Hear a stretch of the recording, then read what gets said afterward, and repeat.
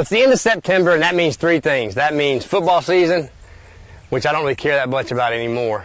Hunting season, which you know I spend way too much time doing. And it's also the end of our growing season for most of our annual crops in Middle Georgia. Hi, I'm Jeff Cook. This is Backyard Basics, where normally we talk about, home, lawn, garden stuff. But then today we're going to focus on harvest season of our row crops that we typically grow here in Middle Georgia, namely peanuts, soybeans, and cotton. Maybe even talk a little bit about the effects of Hurricane Irma, which came through a couple weeks ago, week and a half ago, last week. Depends on when you're watching this show. And maybe even about these gnats that keep flying in my mouth and trying to choke me. But we're here in a peanut field. We got a peanut picker behind us. These peanuts have been out of the ground for about 3 days. We're going to talk a little bit about, how we determine when crops are ready to be harvested. Just like a vegetable crop or a fruit crop, there's a certain time, optimal time when crops need to be harvested so that you don't lose something in the field, or so that you get the best quality that you can get to take to the sheller or the gin or wherever you're taking your the grain elevator, wherever you're taking that crop. So there are a lot of things that we have to do as county agents and farmers have to do prior to harvesting a crop to determine when's the right time to dig so that you can maximize the efforts that you have put in for the entire year. Like these peanuts, most of y'all know peanuts are a legume, and the peanut actually grows underground, so you don't ever actually see the nut that or the crop, or the crop that you actually are going to harvest until you get a chance to come out here and invert these things and plow them up.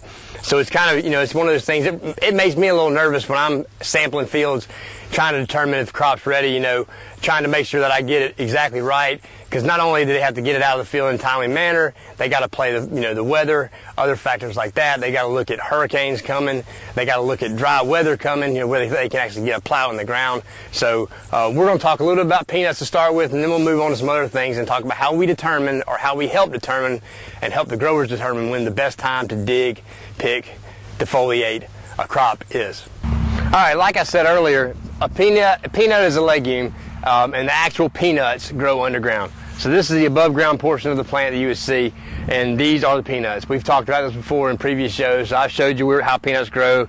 This is a peg.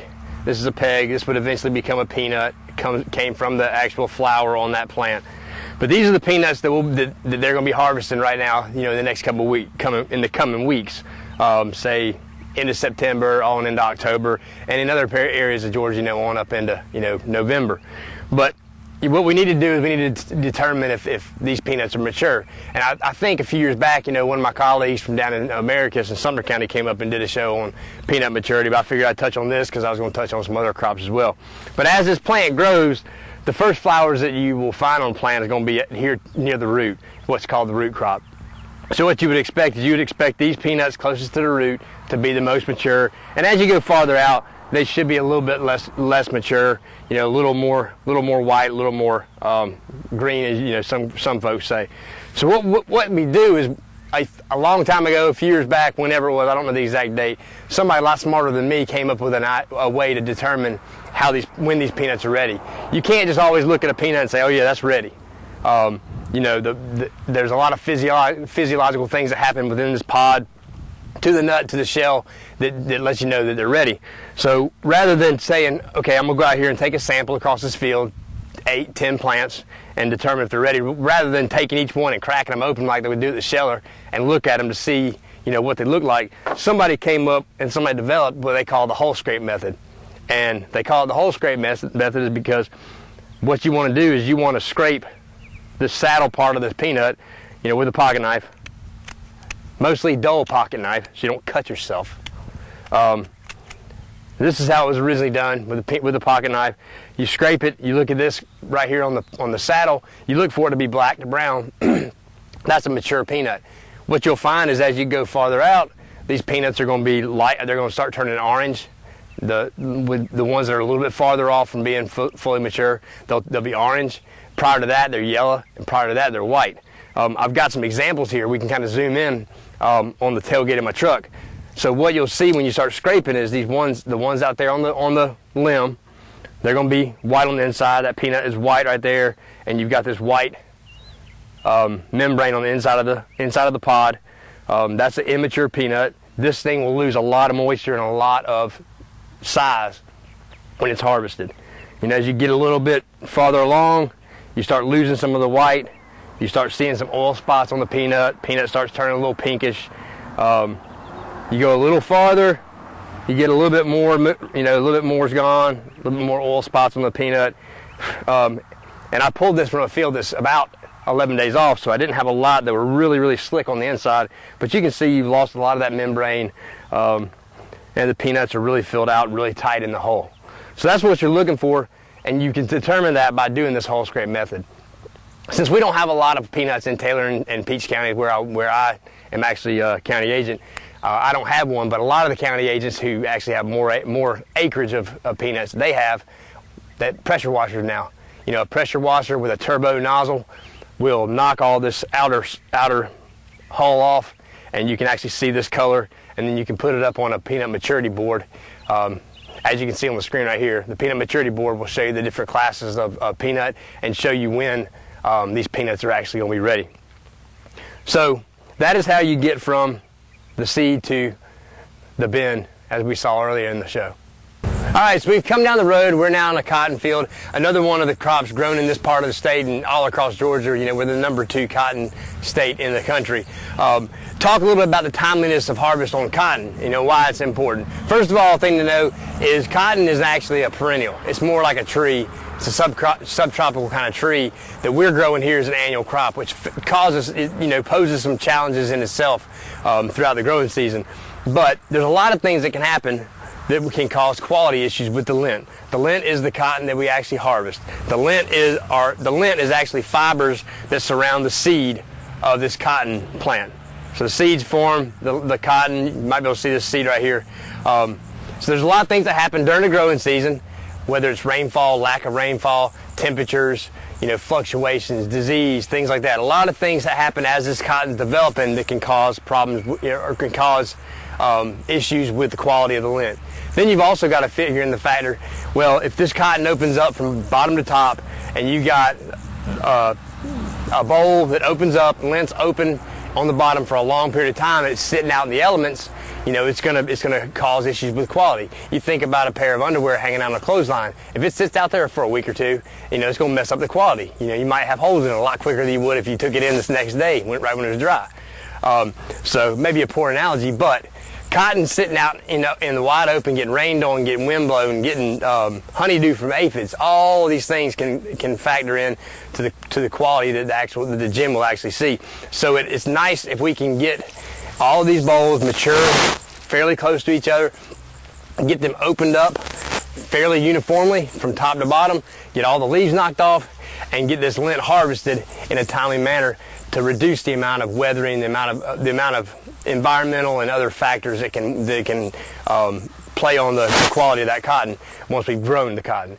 A couple ways we do that is we look at, you know, either a percentage of open bowls, or we look at, you know, where's the last mature bowl above the last cracked bowl. So this will be your last cracked bowl, and actually there's no immature or mature bowls above this cracked bowl. So in this field, it's fairly easy. This is one of those decisions you don't have to do much for. You know, you would put a bowl opener and you would put something to defoliate this plant on this crop, and within a couple weeks you would be ready to harvest. Another thing we have to consider, two things we have to consider when we're making decisions on what to put on a crop, to go ahead and get the bowls open, get the leaves off, and get it ready to be picked, is how much life does that plant have left in it. If it's trying to grow every time it rains, you might have to put something a little hotter in there to keep it from growing. Because I know many of you have probably drove past a cotton field that's been defoliated, been opened up. They maybe couldn't get to it. It started raining a little bit, and you start seeing some green shoots in the top. Now, what's the issue with that? What's the issue with green shoots on a cotton plant, or what's the issue with leaves left on a cotton plant when you're going to pick it? Same thing with the underwear out on the clothesline and the quality. You don't want pieces of leaf. You don't want green stained cotton, and you don't want chunks of bark or other parts of this plant wrapped up in that cotton. You know, and the gin doesn't want it either. The gin doesn't want to clean it out. That's one extra step. That's extra time they got to spend on doing it. Like I said, same thing. You wouldn't want to have a pair of underwear with a few leaves in it and some leaf stains on it. You know, you want nice, clean, white cotton you can work with. You know, that's what the gym wants. nice clean white cotton, good quality, uniform quality, that it makes it easier for them to work with, easier for them to use.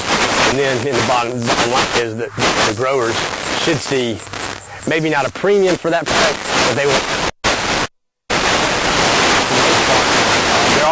There are some areas where with peanuts or with cotton you might get a premium for a crop that's harvested.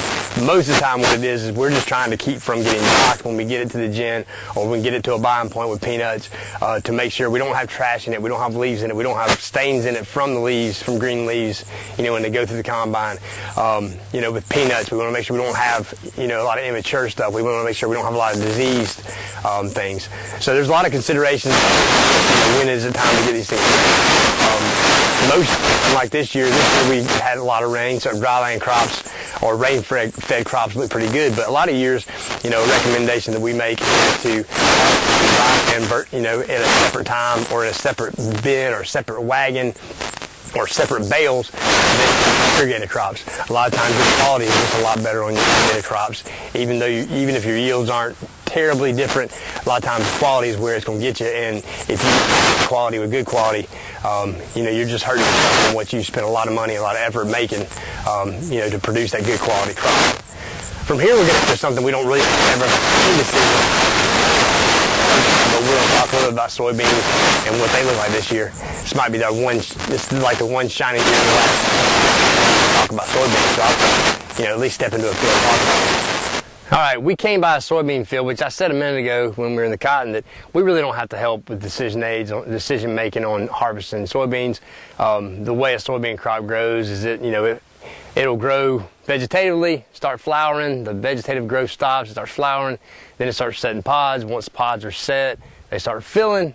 Once they finish filling, then leaves start yellowing, plants start kind of going downhill. The energy from the leaves is actually going into the pods and into the bean, and those leaves fall off, and then once they dry down good enough, we can go in there and combine them. The reason I came by this, I don't know if anybody that watches will remember earlier in the year, we went by a dryland cornfield, and I just showed off some of the ears in this dryland cornfield because there's one thing in Georgia, if you told me, what we could guarantee somebody to make on a dryland corn crop in Georgia, I'd say I could guarantee you 50 bushels of corn per acre, and I'd still be a little nervous. Same thing with soybeans. The way soybeans grow in Georgia, we plant them in May to early, first part of June. They grow throughout the summer, and they can look really good all year. But then once they're really in need of water, once they're really in need of irrigation, which is late August, September, that's usually when we just get bone dry, hot, and it shuts off, and you can get a plant that's this tall or it's taller, up to my neck, that only produces 15 bushels. I tell people all the time, I can guarantee you when you plant soybeans, I can guarantee you about 12 bushels. This year's different. A lot of times this time of year, you'll find a plant like this, and you might have half these pods. Half these pods might be half this size. You'd be lucky to have half these pods. So it's really exciting to see soybeans this time of year, not wilted, not defoliated from anything, with pods that are nearing the pod fill, the full stage. So they're almost, they're nearing the physiologically mature. These leaves will start, they'll start kind of senescing, they'll start going back, turning yellow, falling off. We're ready to pick. But like I said, it's just nice to see soybeans that actually have soybean plants that actually have soybeans on them almost at the end of September. So really excited.